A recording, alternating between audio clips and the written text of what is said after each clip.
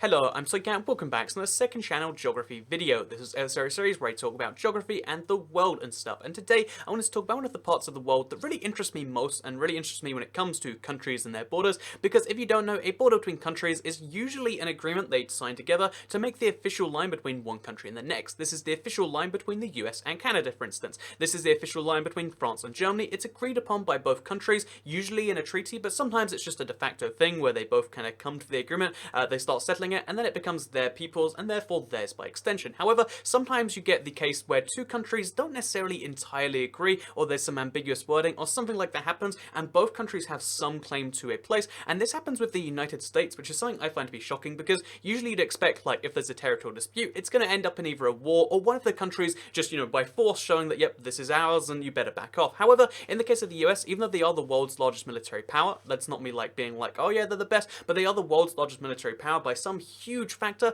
But in spite of that, they don't necessarily go to war over each of these tiny islands, and the reason is because they're, tiny in relation to the wider, military issues for it. But it's still fascinating to me that the US has a bunch of territorial issues where other countries claim stuff that they claim also, and I'm going to go through each of those ones in today's video because I think they're interesting, and maybe you will too. So yeah, let's get straight into it, shall we? And let's start the very first ones, the ones that inspired this video, because I was looking around the Caribbean. The Caribbean, there's a few parts of the world I feel for everyone where you're not as experienced as you'd like to be. The Caribbean, for me, it's like I can get roughly some of these countries, but there's just so much going on because there's so many island nations. They actually share a currency over here. It's a fascinating thing. And then there's parts of the Netherlands around here. There's parts of like France and the UK. Basically, the Caribbean is a big old mess, and there's Central America next to it. And one of the things I saw when I was just randomly looking around the place is these two places right here, the Serenilla Bank and the Banjo Nuevo Bank. This is, again, like I said, the inspiration for the video, because as it turns out, both of these banks are not actually, a territory which anyone officially owns. Most of the islands in this general area have been officially claimed by one side or the other. However, the Serenilla Bank and the Banjo Nuevo Bank are claimed by 3 countries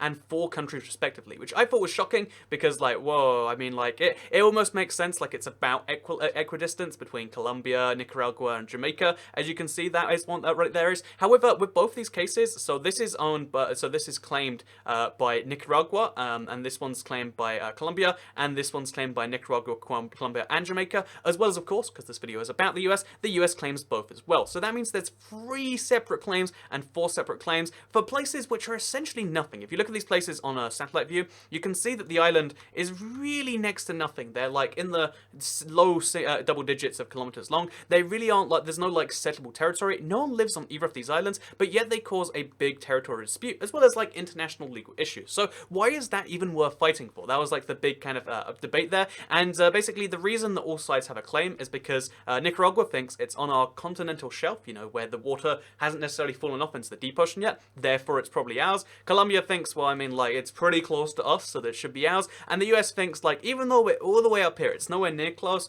we actually had a claim to them at one point, and we never officially gave up that claim. The territory where they gave up their claim on a bunch of nearby islands didn't necessarily include these, so they're like, therefore we still claim them, and we're the US, so there are islands. You wanna disagree with that? And basically, it does lead to this huge dispute internationally between 3 countries and 4 countries, and realistically, that's how it's gonna stay for the longest time. However, again, that doesn't really answer the question of, like, well, I mean, they said they claim it, but why are they going through so much effort? Why don't they give them up? They're just 2 little things. Why does the US still pursue that? And part of the reason is because, I mean, it's the US. Like, what else are they going to do with that military? And the better reason is the economic one, because if you don't know, any country owns a certain amount of distance from its shore that tends to vary from agreement to agreement. I think about 200 kilometers is standard in terms of exclusive economic zone, but you get a lot of exclusive economic zone just for having a tiny island. So even if the island was literally a meter by a meter, I mean, there's probably some minimum definition, but even if it was a kilometer by a kilometer, they'd still get the 200 kilometers around it, which means that all of this territory right here, roughly, again, I'm doing a very rough job, where therefore that'll become their sea to fish, their oil to potentially find there, and realistically it is just like, you know what, you get the exclusive economic rights, and we don't know how valuable that'll be, so we'd kind of like it. And that's why there's 3 countries here and 4 countries here that want this stuff, because, I mean, like, there's no harm in pursuing it, and if they get it, then it'll work out quite well for them. So yeah, what's going to be the end goal there, the end kind of solution here? There probably won't be one. It'll probably just come down to, like, well, let's just hope that no one wants it anytime soon, and we'll just leave it in perpetuity as nothing, because no one's going to settle there, because again, it's just a tiny little bank on the sea. You can barely even properly see it on the map, and that's just how we hope things remain. But if it does come down to something, it might become the US's, who knows. But yeah, the next territorial claims that are claimed by both the US and another country is actually one between the US and Haiti. So again, this is, or Haiti, Haiti. There's a few ways you can say this. Basically, this island right here, Navassa Island, looks like it belongs to Haiti, right? Haiti. But basically, the US made a claim to it before Haiti ever officially did. So Haiti, if you don't know, was one of the very first Caribbean, one of the very first slave countries to go independent. They were really shafted by the international community, and a lot of what they said in the early days wasn't really listened to. So when they said, we claim this land right here, as well as all the land around it and all the islands around it, named or unnamed, it's a bit of a broad claim, and that's why when the US came along in, like, it was 1958 if I'm not mistaken, it's in the, basically the middle of the 19th century, they're like, oh look, an island, that's ours now, and they did a little bit of economic activity there, and they figure, you know, this belongs to us, and then eventually, something like 18 years later, Haiti came along and said, actually, no, we claim that, and look at the distance from Haiti to, you know, Navassa Island, it's like impressively close. However, to this day, it's still disputed between the two countries, and there isn't really a resolution, and realistically, you know, it's going to come down to like, well, there's de facto control by one side, and it's not going to be a big enough issue for any side to like do anything about. So this just remains one of the weird claims between the US and Haiti. And I don't know, it's always comical to me that like, look at the distance between, I mean, I know that's not how you decide every claim in the world, but just the distance from like, you know, like any of that part's territory to the US, it's usually not on the side of the US, but they just do it anyway because it's, again, you can do that as it turns out. So next up, we actually have a US-Canada dispute. So this is a fairly big dispute, and it actually goes back all the way back to the times of the British Empire, or just before the British Empire like allowed Canada to be its own territory. Back when this was British North America, and there was that pesky revolution where, you know, the 13 colonies got to be free, so they had to draw the line between what was the UK's and what was their independent 13 states, the United States of America, if you will. And basically, they drew the line roughly here. They followed the river along, and you can see how like the river is the defining line, which means you get a really weird border crossing here, by the way, from the US to Canada. I know I find these islands to be fascinating because you have to like getting to Canada is a lot harder than getting to the US. But anyway, basically you end up with a lot of weird stuff like this over here. But basically this is where the line was drawn, and that's why there is this line in the sea. However, one of the things they didn't quite work out is this island right here. This is the Machias Seal Island, and on this island there is a lighthouse, and that lighthouse has been staffed by British or North American British, but North American British or Canadians ever since it was first built. And you know, they send supplies from the mainland, and this means that Canada says, now Canada used to be British Empire. Let's just say Canada and pretend it was always Canada. Gonna make things easier. So yeah, basically Canada says like, well, in that treaty, it wasn't really clear where the end of Nova Scotia was, because the end of the United States was clearly defined, but the end of Nova Scotia, the territory which is just over here, wasn't quite so clearly defined. And given that this belongs to Nova Scotia, and you can see the distance again, it goes like about halfway each side, it's like we're not too sure. And given that we have a lighthouse on there, by the way, we're going to keep this island as our own. And the only reason this comes up as a dispute is because the US says like, it's not clear. And by the way, we actually need that lighthouse for, I think it was World War I. It might be World War II, but in one of the World Wars, they came and they actually, you know, occupied it with a few Navy SEALs just to make sure the lighthouse could be there, because that lighthouse could detect U-boats. So I'll admit, like, I'm really bad at like military history and stuff. I'm not sure how a lighthouse helps you see you know, like submarines and U-boats and stuff like that, but apparently they needed the lighthouse to see that, and therefore they temporarily occupied it during the war, and they continue their claim because, like, I mean, it should be ours, right, as close to the definition as you get. By the way, the Machias Seal Island also includes this, but also a separate dispute is for this island all the way up here. So, oh, that's not the right island. It's called, like, there's a few islands, basically all of the islands in the same designation are a wider part of that same claim of, like, well, I mean, we don't know where one ends and the other begins, right, so what are we going to do about it? And the answer to that is usually just about nothing.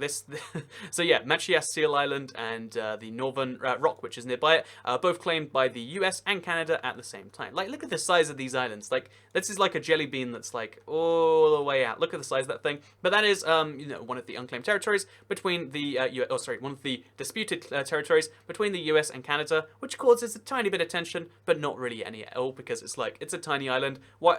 No point going to war with your biggest economic partner or even doing anything to them, because again, you don't even start that back and forth. You just say, we own this, and let's just hope it doesn't become something. So we have one more example today, because there's technically a dispute between the US and New Zealand, but it's not between the US and New Zealand. It's like a self-governing territory of New Zealand, but New Zealand says, like, you know what, screw them, their claim is valid. So we're going to talk about the one dispute that is like internationally valid, and it is with Wake Island. So Wake Island is claimed by both the US and by the Marshall Islands. Again, Marshall Islands just say, like, well, it's in our folklore, we have tales of the island belonging to us, and we have a name for it, and we have like these stories of people who are from the island, and the US says, well, I mean, we're nearby it and it belongs to us, so how about we keep it that way? And yeah, that's Wake Island, this island right here. fairly significant during the course of the wars, because again, it's like the US owns a lot of territory. It's like the Pacific War obviously involved this place quite a bit, and because of that, this is just a fun fact, because by itself, it's like, it's not a amazingly interesting it's not an amazingly interesting like place. It's just like a small island in the Pacific. However, it's referenced in a whole bunch of movies, and also it's referenced in a lot of video games. So Battlefield 2, Battlefield 1942, Battlefield 1 if I'm not mistaken, Battlefield 3 even. This is the one I thought I recognized, but I don't. But if you did play Battlefield 3, it was in this game, which is surprising that some random, I think this is the world's most famous in media disputed territory, because it's in all of the Battlefield games, or like the 4 I mentioned, as well as Arma 3 Battle Royale. Nuts to me, as well as it's in one of the Bad Company games. So it's in all of those games together, as well as like War of Thunder. So it's in a bunch of different games, and yeah, bet you didn't know, Wake Island, random disputed territory you haven't heard of until just now, in a bunch of video games. And I know it looks pretty accurate, right? Like, let me just quickly show that again. It is actually geographically. Oh, I went into white by accident. It is actually geographically accurate in the games. And you know what? This look, you can see the shape there, right? You gotta admire something about that, right? Anyway, with that said, let's move on to the final example, because basically those are all the examples of U.S. Territory which are claimed by somewhere else. But this is something I wanted to include because it's one of those fascinating stories. Like historical stories that goes back to the World War II times again, and it's like what could have happened kind of thing. So it's not disputed to this day, let me clarify, because in 1956 they signed a treaty together, but at one point the US was trying to buy Greenland off Denmark pretty badly. So during the war they occupied it so they could do their stuff for the landing to Europe.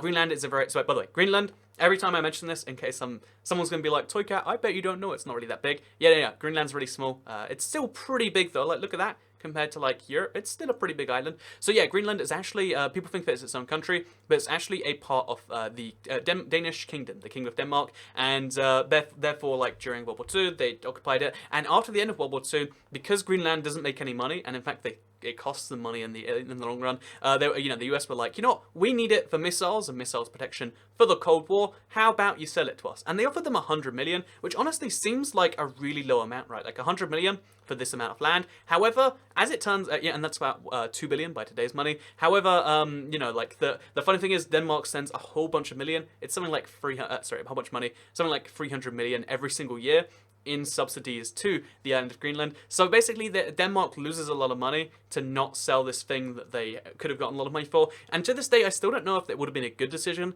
for the US to buy, Greenland, because it would have been good for them, but would be good for Denmark, because now Denmark has all of this land. Like, Denmark is extra significant because look at all this territory it owns, but it doesn't get to use all this territory. Only about 60,000 people live in Greenland. Like I said, they have to subsidize all of these people fishing and doing stuff like that. And although there is oil revenue, the oil revenue goes to Greenland, not to Denmark. So it's just one of these things where it's like, you know what, this would have been useful for someone else, and Denmark's kept it all this time being like, the Danish Empire will rise again, but sadly, it has not. And there's just a little fun fact, the US tried to buy Greenland. It would have probably ended up as the 51st state if it had, because, I mean, you can keep this as an unincorporated territory, but like, I mean, look at the size of this thing. Everyone would look on a map and be like, what's up with that, though? So yeah, Greenland, potential 51st state, but no, instead, it's still a part of the Kingdom of Denmark. At some point, that will stop being true. They're always voting for more self-governance, and they only really like Denmark for the money. They're like, basically, Denmark is Greenland's sugar daddy, and that's how things are right now, and it related to the US because this almost became the US, which for Canada must be pretty scary, like US is closing in on all sides, right? But yeah, with that said, I hope you enjoyed this video. I guess, quick little sponsor spot for myself. Make sure you check out my Amazon link, which it might be in the description, and if it's not, then maybe you should try anyway. So anyway, second channel, don't care. Good. I'm really good at these sponsored things. At some point, I'd like to fund the channel that way, because it'd be a good way to turn this into a thing. But yeah, second channel, don't care. Goodbye.